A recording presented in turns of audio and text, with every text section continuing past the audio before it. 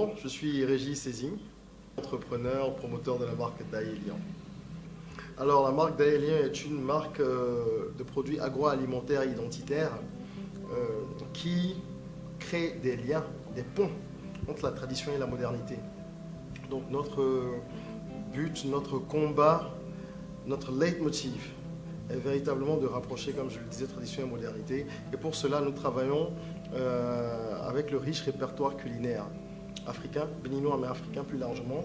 Nous allons chercher des recettes de chez nous, pour dire les choses simplement, que nous modernisons, que nous remettons au goût du jour. Alors, il faut dire que j'avais pendant longtemps, depuis un certain nombre d'années, envie de faire des choses en lien avec la culture.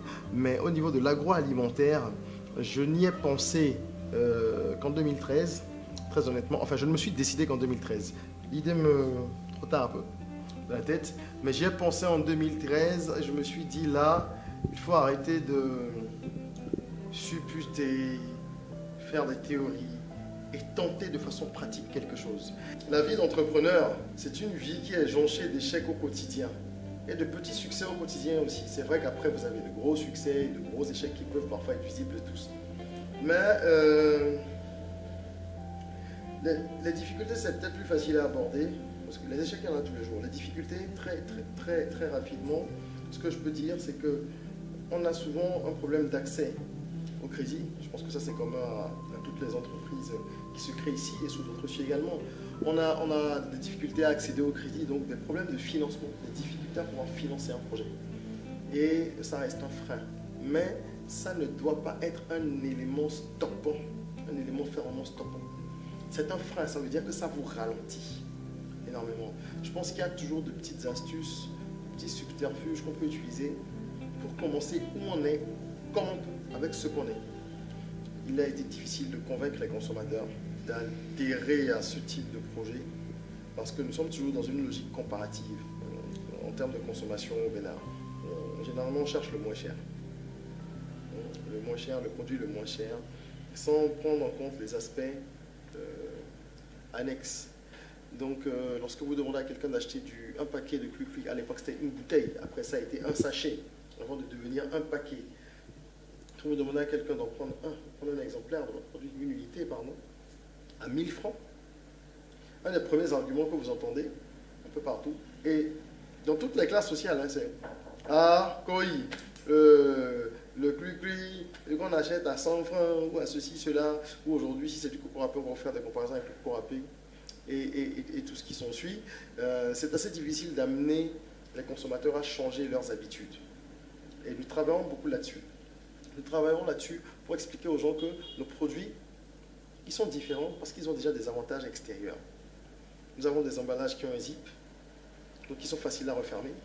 Une tirette, facile à ouvrir. Ils sont petits, donc transportables. Vous pouvez voyager facilement avec, vous pouvez les mettre dans votre tiroir au bureau, sous la moto, dans la voiture. Et c'est ce que beaucoup de nos consommateurs font aujourd'hui. Mais il a fallu le dire, le répéter, communiquer, faire de la pédagogie, et ça continue. Parce que même si aujourd'hui on commence à avoir une certaine cote et que les gens commencent à adhérer, plus ou moins, à notre philosophie de marque, il y a encore beaucoup à faire. Les objectifs ils sont très nombreux. Aujourd'hui, sur le marché béninois, la marque commence à avoir un capital sympathie. Le but, c'est d'accroître en fait ce capital sympathie et bien évidemment d'accroître le chiffre d'affaires également, parce qu'il y a encore beaucoup de segments que nous voulons développer, notamment sur le B2B. Il y a pas mal de choses sur lesquelles nous travaillons. Donc, sur le Bénin, c'est ça. Gagner en notoriété, développer de nouveaux segments et permettre d'augmenter les revenus pour investir dans le développement. Hors du Bénin, nous travaillons à pénétrer de nouveaux marchés.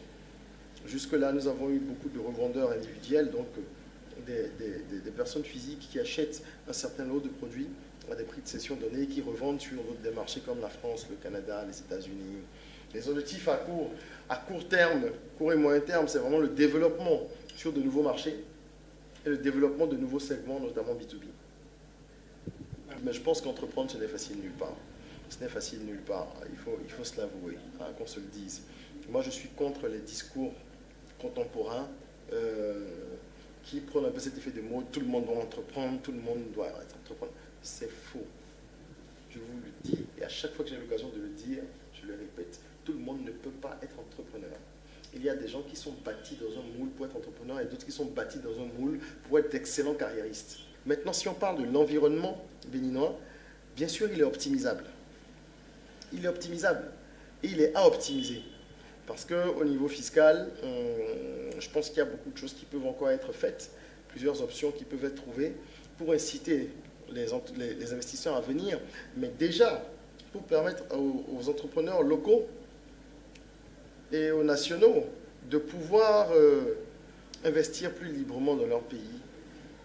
Je dirais, si vous n'êtes pas entrepreneur, contribuez à ce que l'entrepreneuriat grandisse en partageant les informations utiles. Et si vous êtes entrepreneur, blindez-vous, blindez votre morale, ne lâchez rien. Si vous faites quelque chose par passion et pour les bonnes raisons, vous y arrivez forcément. L'argent est une conséquence. Ce n'est pas un objectif quand on est dans l'entrepreneuriat, on se lance dans l'entrepreneuriat. C'est une conséquence. Si vous faites ce que vous aimez avec passion, que vous le faites avec professionnalisme, que vous le faites de la meilleure façon possible et avec ardeur au travail, il n'y a aucune raison que vous ne réussissiez pas. Et quand on réussit, mais forcément, l'argent, ça coule de source. C'est une conséquence qui vient par la suite. Waka Waka, premier média panafricain 100% digital.